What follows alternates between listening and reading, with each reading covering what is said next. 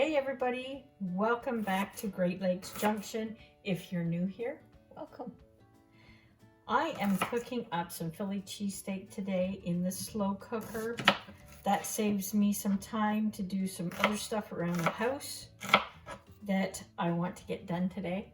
For this recipe, really simple. We have 1.5 pounds of beef. We have about 1 pound of mushrooms, yellow bell pepper, red bell pepper, and I have probably 1 to 2 large onions. We love onions here, so I always put extra in. What I'm going to do is I'm going to let this beef cook for probably half of the time, and I'm going to put all of this in the fridge in the meantime. I don't like my vegetables really mushy. When I make Philly cheesesteak, I like them so I can bite into them a little bit.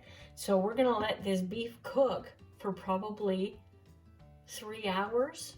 Then I am going to add all the vegetables to it and let it finish cooking probably another 2 hours. So very simple recipe. It's easy and it tastes so good, especially on a cold fall day. So all I do with my beef is obviously put it in the slow cooker. I've turned it on high while I was chopping up my vegetables. I'm just going to sprinkle it lightly with onion salt and garlic. We like lots of garlic here. And a little bit of salt.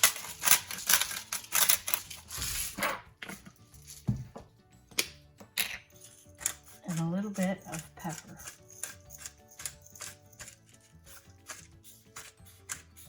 Now, if you want, you can add paprika to that as well. I'm not going to bother this time. I'm just going to leave it as is. One other thing, instead of using beef, you could use chicken for this recipe as well. Super good.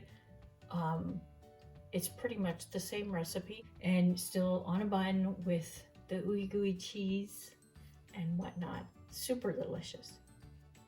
One last ingredient is about 1/2 cup of beef broth. You don't want to put too much in there. Slow cooker recipes usually create their own juices too, so you don't want to get it too wet.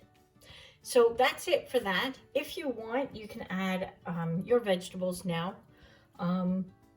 Like I said, I don't want them mushy, so the only thing I add to it is a few of the onions, and that's it. Just to give so the beef gets a little bit of more flavor. I just add a couple of handfuls, and that's pretty much it. So we're gonna let that cook for about 3 hours, and we'll be back and add the rest to it. One thing I do with this slow cooker that I wanted to show you, it is not a very hot slow cooker. It never has been right from new. I don't know why. Sorry, that's Harry shaking. You heard him in the background. It never really got really super hot. My other slow cooker is way too hot, but this one is too cool. So what I do is I put tin foil on it. I put the lid on it and just hold that down. Kind of keeps it sealed, the heat sealed into the crock pot itself. Heats it up a little bit more. It's great for making soups and stews, and if you want to cook anything for full 8 hours, it's great. It doesn't overcook the meat or anything like that if it goes for that 8 hours, but if you want to do it any faster than that, it's too cold. So just a hack I've come up with. So if you have a slow cooker that doesn't heat up that great, give it a try. Okay, we've been cooking for about 2.5 hours, almost 3. So it looks super delicious. We're just gonna add all of these vegetables now. They've been just sitting in my fridge waiting, so they're a bit cool to be putting in here. Might be better if you want it to cook a little bit quicker to bring them up to room temperature before you put them in.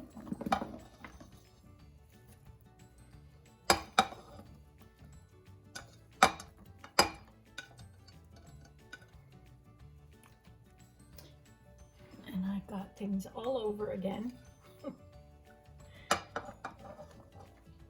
That looks like a ton of vegetables, but they will cook down a lot. So we're just going to put the lid back on this, and I'm going to use my tin foil again for a little bit longer. Let me just push that down a bit. Put the lid back on and leave it to cook for another couple of hours. I'll check on it in a couple of hours and probably turn it down to low then. Okay, we are just going to check this quickly and see what it looks like. Ooh, it looks yummy. It smells super delicious. I think the vegetables are done just enough. I wouldn't want them done any more than that. So what I'm going to do is I will get another fork, and I am just going to shred the meat up, and we will start assembling our sandwiches. Okay, we're just going to load up our sandwiches. The beef cooked perfect. It was actually, I was able to slice it, which is even better. Usually when I make this, it ends up falling apart. So I caught the beef just in time that I could still slice it up nice and thin. So all I'm gonna do is put some beef on a bun. I'll grab some of the vegetables.